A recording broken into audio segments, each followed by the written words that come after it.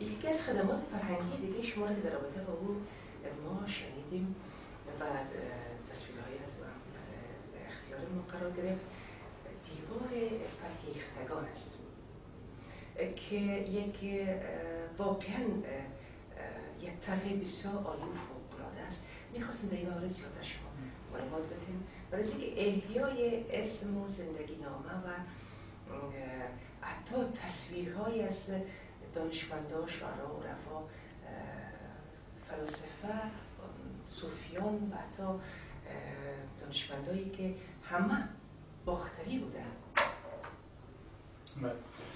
تشکر. بسیار موضوع مهم مطرح کردن. من خودم از شفته فرهنگ سرزمین خود هستم و سرزمین آریانای کهنه دوست دارم.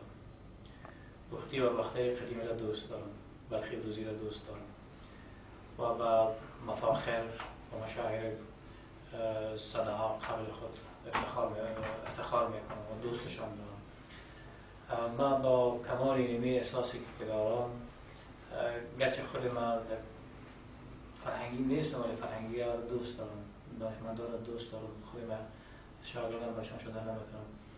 در این راستان بسیار کوشش کردم که کارهای از این دایی صورت بگیرن. اما خصوصا شما در جریان هستین از تعداد نویسندگان، شعرا و شخصیت‌های فرهنگی ما همیشه دعوت کردیم که در این راستا کار بکنن، برای احیای فرهنگشان کار بکنن، برای باعظمت هرچی بیشتری فرهنگی باعظمتشان کار بکنن، در مورد مولانا و شناسایی مولانا بیشتر کار بکنن و مخصوصا شخصیت‌های دیگر. با این منظور بوده که من خانه رو برنامه خانه مولانا ایجاد کردم. یک اولی شخصی مقبول و خوبه، با کتابخانه‌ش و با سالونش و با سالون ملاقات و با سالون نشست و با همه چیزش دفتر فرهنگی عزیز خود گذاشته که هفته 2 بار در میز میشینن و بحث میکنن، صحبت میکنن.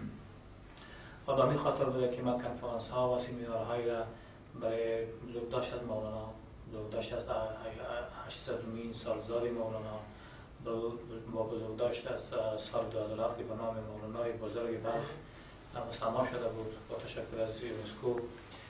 ما کارهای را برانداختیم، البته با همکاری و همکاری دیگری خود شخصیت فرهنگی و مولانا شناس. کارهای خوبی البته تبلیغ شد برای رفتیم. در پولی ما برای ایجاد اتحادیه نویسندگان، اتحادیه فرهنگی ها کارهای زیادی کردیم. یک مرکز و یک جای را چندین جلو زمینه که با 60,000 دلار خود مصرف کردم که دیوار و پایات جور کردم با منظوری که خانه فرهنگ اونجا جور بکنه و یک مؤسسه را جذب کردیم به نام مؤسسه اکتیت. اونا آمداشتن که یک قسمت پول پیدا بکنن، یک قسمتی تمیز برای فرهنگ جور بکنن. این کار خیلی زیاد پیش رفته. همچنان در صدای هستیم که یک جای دیگر را یک سالونی بسیار مقبول به نام خانه آینه جور بکنم.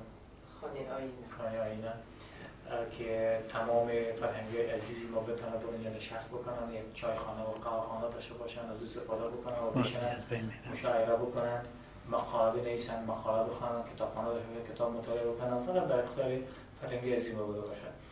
و اما قسمی که شما پیشتر از لطف کردین، دیواری به نام دیوار فریختگان یا آبیده فریختگان ما ایجاد کردیم. در مرکز شهر مزار شریف است. این دیوار مربوط یک مکتب است که 110 یا 115 متر طول دارن و این ابتکار و این طرح هم از خودم است. البته باز از فرهنگی عزیز خود استفاده کردیم که برای شناسایی و تهیه و ترتیب و ترتیب متون اینا همکاری بکنن و کردن. طرح با من این بود که من این شخصیت‌های بزرگ بلخ قدیمه، مفاخر بلخ، مشاهیر بلخ، افتخارات بلخ چطور بکنم که در ذهن‌ها همیشه زنده باشه. یک دو، نوجوانان ما بفهمن که ما از کدام نسل هستیم و اینا کی هستن و ما از کدام سرزمین هستیم، اینا از کدام سرزمین بودن، بفهمن که چی گنجینه‌ای را اینا چی شخصیت‌هایی را خفته از سینه زمین با خود دارن. با این خاطر دیوار ما طرح دیزاین کردم، ایده خود گفتم با سری کسی طرح چی دیزاین کردیم، فرهنگ پیمانکاری کردن، مواد ترتیب کردن.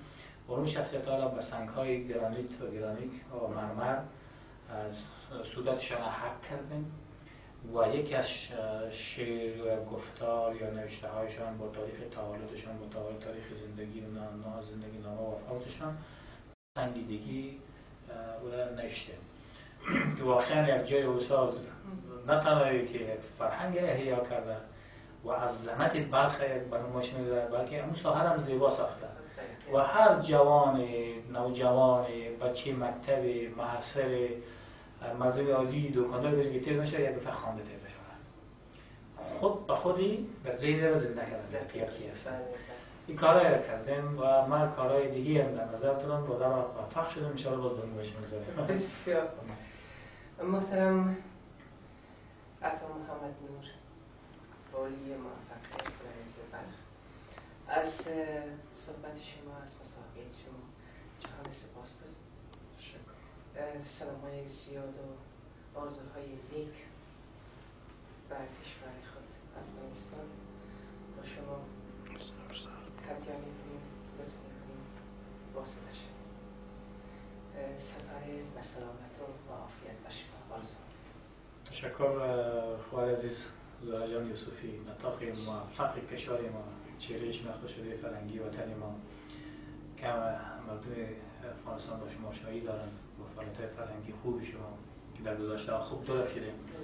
از شما تشکر و سپاس می‌کنم که زحمت کشیدین آمدین و مجددا تشکر می‌کنم که حرف ما را به هموطنان عزیز ما برسانید و من امانتدار صحبت‌ها و سلام‌های شما خواهد بودم و به مردم محترم خود انتخاب خواهد. ممنون، سپاس از شما.